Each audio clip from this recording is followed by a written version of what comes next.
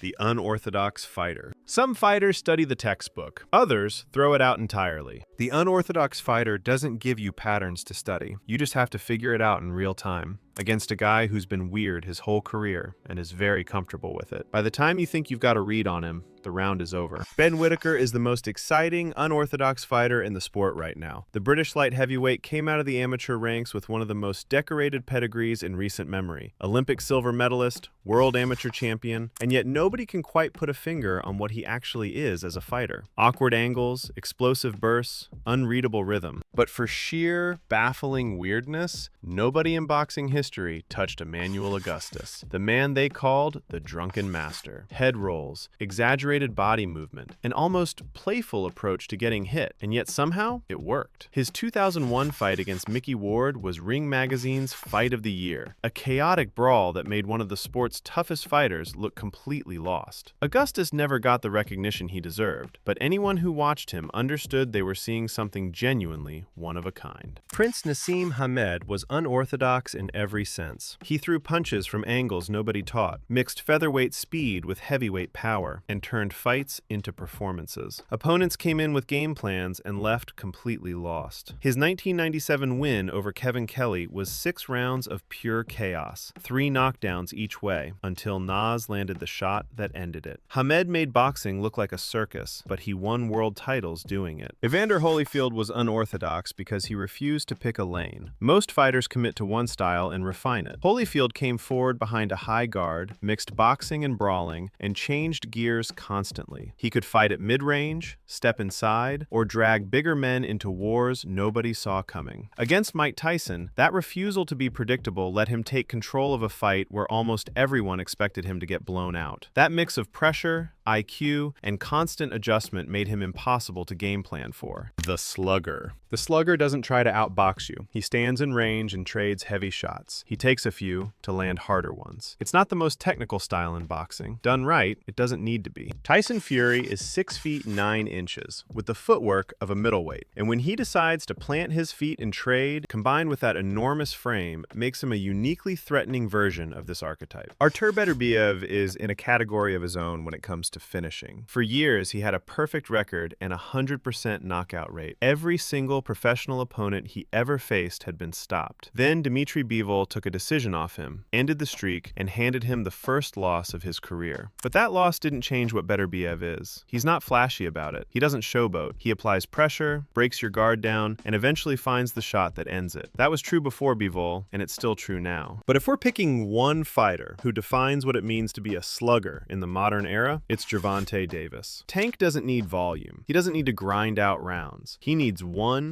clean shot. And he has the kind of power that makes every single punch a potential good night. Before Beterbiev, before Tank, there was Big George. The standard every heavy-handed heavyweight gets measured against. The Rumble in the Jungle is the most famous slugger performance in history. And 20 years later, he came back and knocked out Michael Moorer to become heavyweight champion again at 45 years old. The Boxer Puncher. The Boxer Puncher can beat you any way you want to fight. From distance, on the inside, through attrition, or a single clean shot. No style produces more complete fighters. Dmitry Bivol is the most complete boxer puncher in the sport right now. He dismantled Canelo Alvarez with a jab that controlled distance and precise combinations that landed clean on the inside. 12 rounds of zero wasted movement. Canelo tried to brawl. Bivol answered with power shots when the range closed. Oleksandr Usyk redefined what was possible at heavyweight. A cruiserweight who became undisputed champion at 205 pounds, and then moved up and outboxed the entire division. Anthony Joshua, twice. Tyson Fury, the biggest men in the sport, and Usyk made them all look slow. His footwork and angles belong to a completely different era of boxing, and his back-to-back wins over Joshua remain 2 of the most technically dominant performances in recent heavyweight history. Jaron Boots Ennis is the most dangerous fighter at 147 pounds that most casual fans haven't fully locked in on yet. Elite hand speed, genuinely genuinely among the fastest in any division, paired with the kind of one-punch knockout power that doesn't usually come attached to someone who moves like he does. He's a nightmare matchup for everyone currently holding a belt at welterweight, and it's only a matter of time before that becomes impossible to ignore. Sugar Ray Leonard proved that this style, done right, transcends eras. He beat Roberto Duran. He beat Thomas Hearns. He beat Marvin Hagler. Three of the greatest fighters of the 1980s, and Leonard found a way to beat each of them, adjusting his game plan, making mid-fight corrections, and delivering when it mattered most. He's the blueprint every boxer-puncher since has been measured against. Terrence Crawford takes that blueprint and adds something almost no one else in history has had: the ability to be equally dangerous from both stances. Orthodox to southpaw, mid-fight, reading your reactions and flipping the entire equation on you. Crawford has two complete fighting systems, and he'll switch between them the moment he senses an opening. Ryan Garcia has the full boxer-puncher skill set. Lightning hand speed meets one-punch knockout power, especially that devastating left hook. He picks you apart from outside with counters, steps in tight with flurries, or plants his feet and throws the right-hand bomb that ends everything. Nobody prepares for all those threats at once. The outboxer. The outboxer's whole game is making you miss and making you pay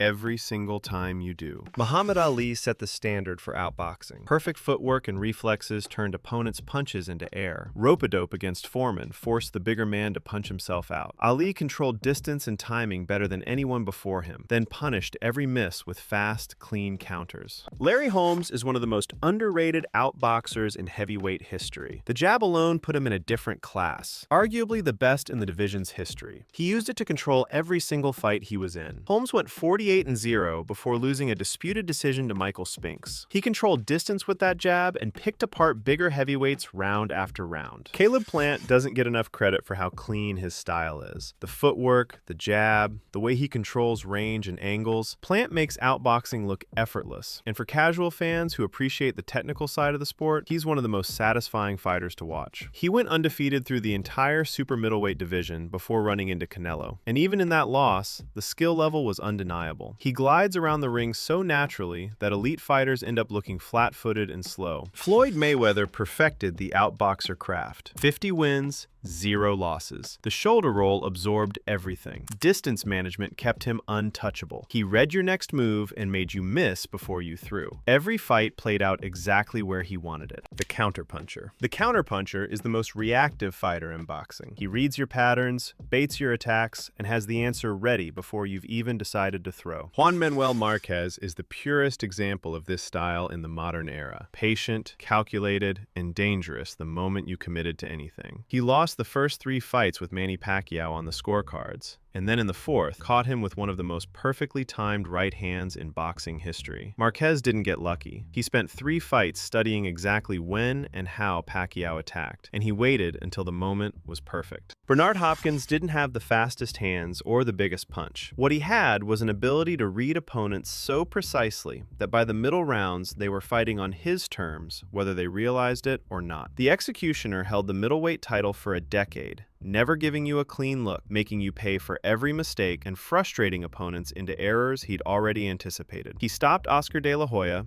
and dismantled Felix Trinidad, 2 of the biggest names of that era, and then did it all over again at 46, becoming the oldest world champion in boxing history. James Toney had the slickest defensive shell in the sport and the counterpunching instincts to match. He didn't need to initiate. He needed you to throw first. The Philly shell, the check hook, the ability to make elite fighters miss and then land something clean on the way out. Toney fought at super middleweight, light heavyweight, and heavyweight, and he brought the same formula every time. Canelo Alvarez is the modern blueprint for what a counterpuncher can be at the highest level. He wants you to lead, then uses feints, head movement, and timing to pull you into his range. In the second Golovkin fight, that patience and body work made every round harder to win, even in a fight that was tight on the cards. Canelo wins by making you reach, then punishing the opening with counters and body shots. The Swarmer. The Swarmer's game plan is simple. Take the fight to you, stay in your face, and keep coming until something breaks. Mike Tyson is the most terrifying version of this style the sport has ever seen. Cus D'Amato built the blueprint. Peekaboo guard, explosive head movement, closing distance before opponents can establish their jab. The combination of speed, power, and relentless forward pressure makes him almost impossible to prepare for. You know exactly what's coming. It doesn't matter. Teofimo Lopez doesn't wait for the fight to come to him. Against Richard Comey, he blasted through him in 2 rounds with sharp combinations and heavy pressure, ending the fight before it could settle into a rhythm. When Lopez is on, he doesn't give you a second to breathe. He's already throwing before you've decided what to do, and that first step explosiveness is what separates him from every other pressure fighter in the division. Gennady Golovkin doesn't overwhelm you with speed or power. He just never lets you breathe. Triple G doesn't rush. He keeps advancing, cutting off the ring, and piling up damage until there's nowhere left to go. The bodywork alone breaks fighters who think they can survive 12 rounds with him, and the knockout power in both hands means there's no safe way to let him get close. Manny Pacquiao is something else entirely. Southpaw angles, impossible hand speed, and the ability to attack from positions that shouldn't exist. Pacquiao doesn't just pressure you, he swarms you from directions you hadn't accounted for. 8 world titles across 8 weight classes, and he earns every single one by making elite fighters feel like they're fighting in a phone booth against someone moving at a completely different speed. That's it for my list of the best boxers by fighting style. Drop your favorite fighters and styles in the comments.